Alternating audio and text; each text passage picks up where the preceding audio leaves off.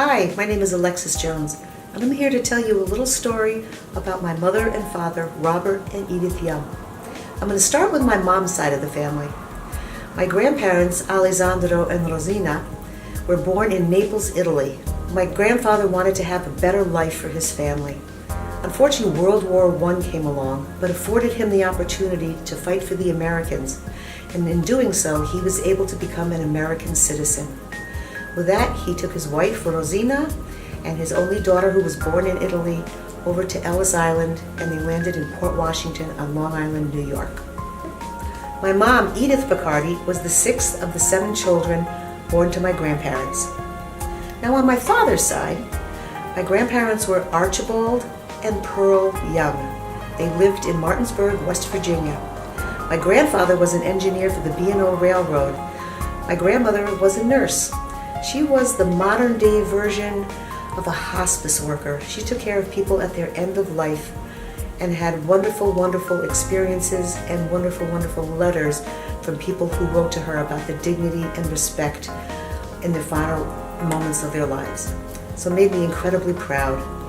My grandparents lived on a beautiful farm, and my father, Robert, along with his brother and sister and his parents, were probably the first farm-to-table family I knew. They grew everything, they hunted, they fished, they grew the vegetables, and I remember many summer nights snapping peas and with my grandmother on the porch. My father, Robert, after high school, joined the Navy and eventually became stationed at the naval base in Port Washington, Long Island. They would spend many a time with the rest of the Navy guys going into town and shopping and having a grand time.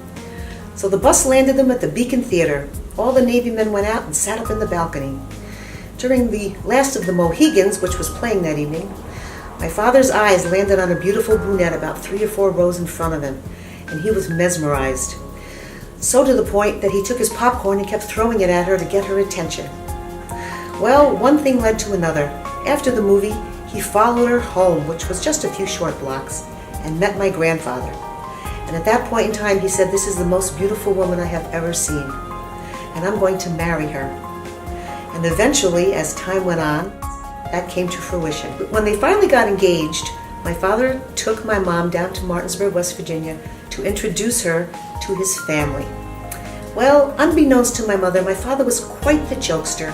So here they arrived at his home, and he told my mother, whispered in her ear, "Edie, my mother's a little hard of hearing, so when you go in there, you need to yell so she can hear you." She said, "Okay, Bob, not a problem." So they walk into the house, and down the stairs comes my grandmother, Pearl. And my mother's at the bottom of the stairs, screaming at the top of her lungs, "Hello, Pearl, how are you? My name is Edie." And with that, my grandmother looked at my father and said, "Bobby, is there something wrong with your girl?"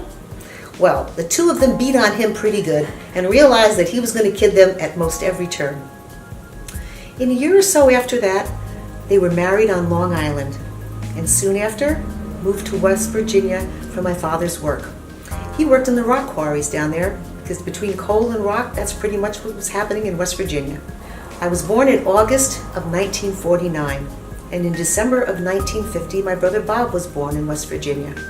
At that time, my parents realized they wanted a little better quality of life and a little different change of scenery. So they moved back to Port Washington on Long Island. So moving back to Long Island, my parents were able to buy a house one door away from my grandparents, which made it fun for us because we were able to run back and forth and have the best of every world. My father was a mechanic, and he worked at a local gas station, and 2 or 3 years after that, bought his own boatyard, and he and a pal of his opened up a business, B&G Marine, on the south shore of Long Island. It was fun because I got to go with him most summers and ride on the boats and have a grand time. My mother was a bank teller, and before that, she worked at the Board and Milk Company. She worked in a cage that looked like a big bird cage, and all the gentlemen who would deliver milk to your house, because that's how it was done in those days, would come back with their money and give her the money in the cage, and we loved to watch that. It was so much fun. In October of 1956, the youngest, my sister Kathy, was born. My brother and I were wonderful to her. We only tormented her on a daily basis.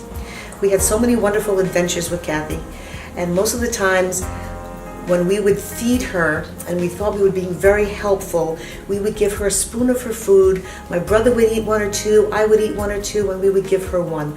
The poor child, the fact that she even grew up to be the fine young woman she is today is a testament to her strength and will, not ours. Living on Long Island was wonderful. My mother being one of 7 children, all the family lived mainly in Port Washington or very close by. We had many, many cousins. I have 24 cousins, and we lived close by to every one of them. Being close to family was really, really important to us. Once a year, we would get in the car and make a trek and go down to West Virginia to visit our cousins, aunts, and uncles, and grandparents as well. We had such a good time with all of our family. It was a very special time for us. Well, as the years passed, Robert and Edith got to enjoy their 6 wonderful grandchildren, 3 granddaughters and 3 grandsons. And through their retirement, they cultivated many, many wonderful memories. In January of 1990, my dad passed away. 6 months later, my mom went to join him. The legacy continues.